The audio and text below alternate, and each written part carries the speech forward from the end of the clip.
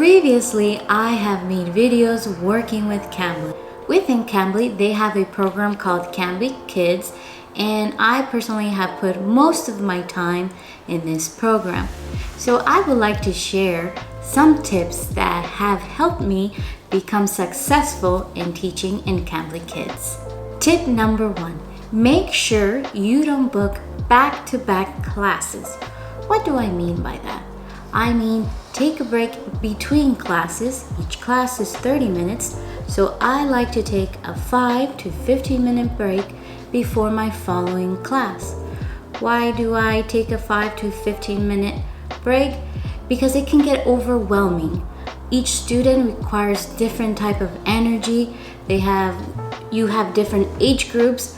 So for example, I can have my first class could be a 4-year-old. So that requires a lot of excitement, a lot of energy. And if I have another one back to back, I really don't have time to breathe. And I have seen that I have more success when I give myself a little mental break just to get myself back together. And then one thing I also like to mention is that sometimes there's technical issues with the student or within Cambly. So that always gives me a 5. It gives me a break to give them some time if they're running late, and that doesn't make me late for the next class, and I'm always on time for my following student. In my personal experience, I wanted to share in the beginning, I was doing back-to-back classes and I was kind of struggling in the sense of having energy or enjoying my day in teaching. So for me, this tip has helped me be more comfortable and successful with my students. Tip number 2, having clear communication with the parents. It's very important. The reason why is you want to identify any goals that the student may have. What are they working on? Is it basic English, advanced English? And also if there's any behavioral problems, you want to be able to communicate with the parent. That way you can have a more successful class. So this way the parents can see what they can expect from your classroom. If I'm out of town, I like to notify my parents at least a couple days in advance.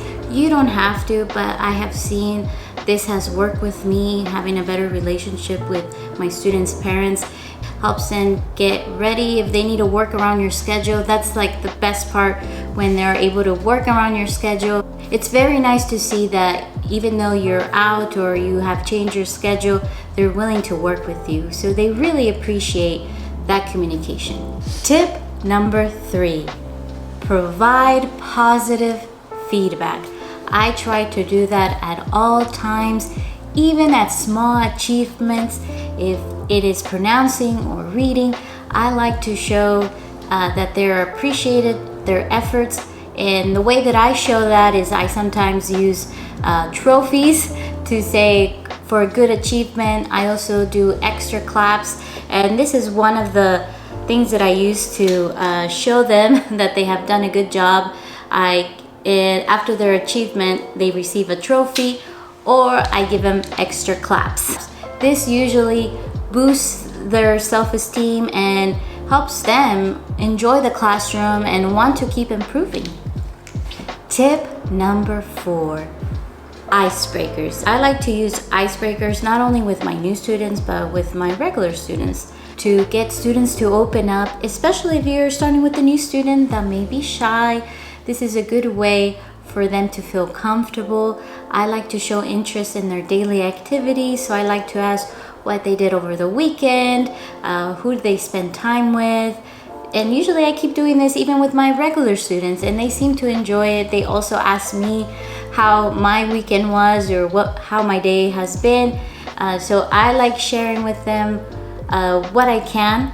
That way they feel also comfortable to open up, and this opens the door for them to start feeling more at ease and more comfortable with me, getting to know me, not only as a teacher, but someone that they see at least twice a week or even 3 times a week.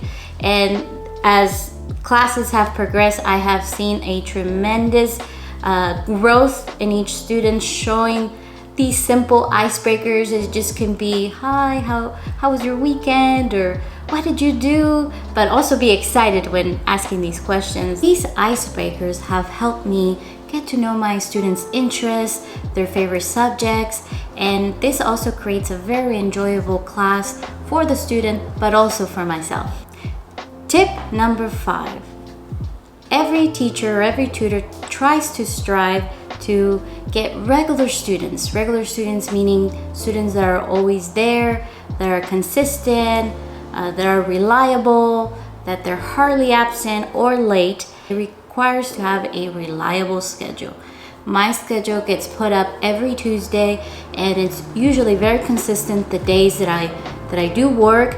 If, for example, I have to be out for an errand and I can't do a usual date, I notify all my regulars that this day I cannot do, and we could move it to another day of the week that I usually don't work. Sometimes I do have some regular students that maybe get sick or they're out on vacation and they can't usually do the times that I have, and they usually try to schedule another day. I try my best to accommodate them, try to work around their time as well, and this has helped me be able to have students that are wanting to come back to my classroom and parents that are wanting their child to be with me or to be working with me. Tip number 6. Know your limitations. In Cambly Kids, you have a variety of students. You can have from the ages of 4 to even 15, 16. So a lot of them require different levels of teaching. It can be very basic English to advanced English. And it's okay if you don't feel comfortable teaching a certain age group or advanced age group. It's okay to pass the student to another tutor. There's a tutor group that you can communicate with other tutors, and you can pass on students, and in that tutor group there's other teachers that also pass on other students if they don't feel comfortable teaching a certain student. But if you're willing to adjust your classroom or your lesson plan, that would certainly be the most ideal thing. Tip number 7. Props. Students enjoy the classroom when it's interactive. They tend to participate more. Within my experience, I have seen that it has kept, at least because you have different age groups like I've mentioned in the beginning, even with the younger kids, it's sometimes hard to keep them entertained or in the classroom paying attention for 30 minutes. So I have seen having an interactive classroom, having props, or even playing games, it has made the classroom for the student more enjoyable and wanting to come back and actually sitting in the classroom paying full attention. Just remember to be flexible in your teaching. It is okay to step out of the curriculum and do something fun and exciting for the student, just to change it up a little bit. It is okay. Tip number 8. Our last tip for today is self-care. Like any other job, you want to take care of yourself. You want to make sure you're well rested. You want to enjoy your classroom. You don't want to get burnt out. Also, another thing that I see tutors and myself, sometimes I do struggle with my voice being strained. So you want to make sure you take care of your voice, since that's a big part when it comes to teaching. It involves a certain kind of energy and includes your voice. That could be taking hot tea or anything that you know that helps you soothe your throat. That is a good way to be able to have a successful day in teaching on Cambly. Those were some tips that has helped me be successful in Cambly Kids. I love sharing my experience with you guys. I am not sponsored by Cambly, so if you are a new tutor or a regular tutor or someone who's trying to apply for Cambly or Cambly Kids, feel free to comment in the section below and I'll be happy to share my experience. Well, this concludes my video. Thank you, and I'll see you next time. I help them and they're like, oh, okay. Oh no, I was rambling out. Sorry. Okay, go back. Erase that.